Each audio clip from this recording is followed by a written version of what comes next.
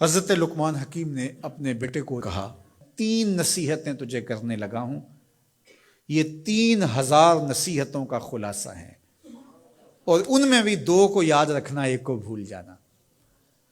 تو بیٹا ہمہ تنگوش ہو گیا، تو حضرت لقمان بولے جو نیکی کی ہے اس کو بھول جانا، جو نیکی کی ہے اس کو بھول جانا، اور موت کو اور اپنے رب کو یاد رکھنا۔ یہ میری ساری نصیحتوں کا خلاصہ ہے۔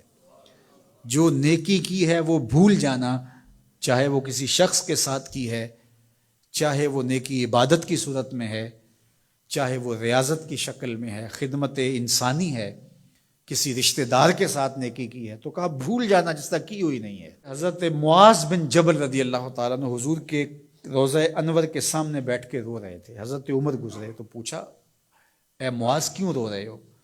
کہا صاحب مزار کا ایک فرمان یاد آیا جس نے رلا دیا۔ کہا وہ کیا فرمان ہے؟ کہا ایک دن حضور نے کہا تھا ادنا سی ریا بھی شرک ہے، تھوڑی سی ریاکاری بھی شرک ہے۔ اللہ صرف اس عمل کو قبول کرتا ہے جو محض اس کے لیے کیا جائے۔ تو نیکی خالص اللہ کے لیے کریں گے تو قابل قبول ہے۔ اللہ تعالیٰ غیرت والا ہے، وہ کسی اور کو اپنے ساتھ شریک ہونا پسند نہیں کرتا۔ تو جب بھی نیکی کرو، یہ ثلث دین ہے، انما الاعمال بالنیات۔ اس حدیث کو علماء نے کہا ہے 3 حصہ دین کا اس میں ہے کہ اعمال کا دار و مدار نیتوں پہ ہے۔ نیت کا خالص ہونا شرط ہے، ورنہ محنت بھی کی، سجدے بھی کیے، خیراتیں بھی کی، سب کچھ کیا، لیکن نامہ اعمال میں 0 کو ہوگا۔ کیتی کتری پئی کھو محمد تے سکہ بنیا زردہ۔ تو ریاء سے بچنے کی تلقین کی گئی۔ حضرت لقمان حکیم نے کہا جو نیکی کی ہے اس کو بھلا دینا، اللہ کو اور اپنی آخرت کو کبھی فراموش نہ کرنا۔ جب آخرت مستحضر رہتی ہے، ہر وقت بندہ خیال میں رہتا ہے کہ میں اللہ کے حضور پیش ہونا ہے، ایک میدان لگنا ہے، وہاں ترازو گڑے گا، اعمال تولے جائیں گے، تو خود بخود اپنا محاسبہ کرتا رہتا ہے۔ یہاں وہ کچہری خرید سکتا ہے، عدالتیں خریدی جا سکتی ہیں، تھانے یہاں بک جاتے ہیں، یہاں منصف بک جاتے ہیں، لیکن وہاں اللہ کی پولیس نہیں بکے گی، وہاں کے تفتیشی نہیں بکیں گے، وہاں کے تھانے، وہاں کی کچہریاں نہیں بکیں گی، وہاں ترازو پورا وزن تولے گا۔ یوم تبلی السرائر فما لہ من قوت ولا ناصر۔ فرمایا جس دن راز کھول دیے جائیں گے، کوئی کسی کی مدد نہیں کر پائے گا، اور نہ کوئی طاقت سے اپنے عیب کھلنے سے روک سکے گا۔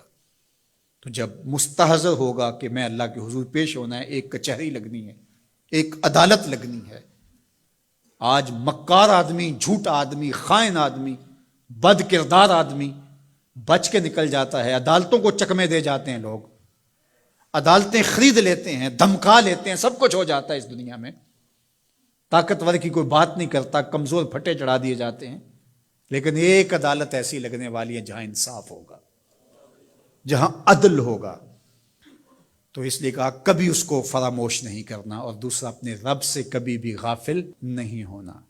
اپنے رب سے جو غافل ہو جاتا ہے وہ زندگی کے مقصد کو کھو بیٹھتا ہے، اور اسی کو رومی کہتے ہیں دنیا ہے یہ چیز، دنیا از خدا غافل بدن۔ دنیا کیا ہے؟ کہا سونے چاندی ہیرے جواہرات کا نام دنیا نہیں ہے، خدا سے غافل ہو جانے کا نام دنیا ہے۔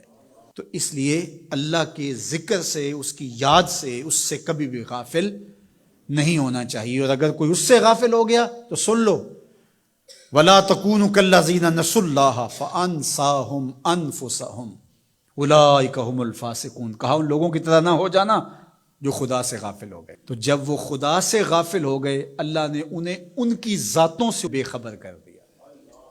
کسی نے کہا اقبال سے کہ تو نے خود ہی کا سبق کہاں سے لیا تھا؟ کہا قرآن کی اس آیت سے لیا تھا۔ اور یہ بات ذہن میں بٹھا لیں، اپنے لیے بھی اور اپنی اولادوں کی طبع میں راسخ کریں جیسے بھی ہو سکے، کہ ایک چیز کو بھول جانا ہے، جو نیکی ہو گئی بھول گئے، اور اللہ کو بھی یاد رکھنا ہے اور آخرت کو بھی یاد رکھنا ہے۔ یہ چیز یاد رہ گئی تو سمجھ جاؤ خیر ہے، اور اگر یہ 2 چیزیں بھول گئیں اور جو بھولنے کی چیز ہے وہ یاد رہی تو سمجھو ہم نے اپنا سب کچھ لٹا دیا۔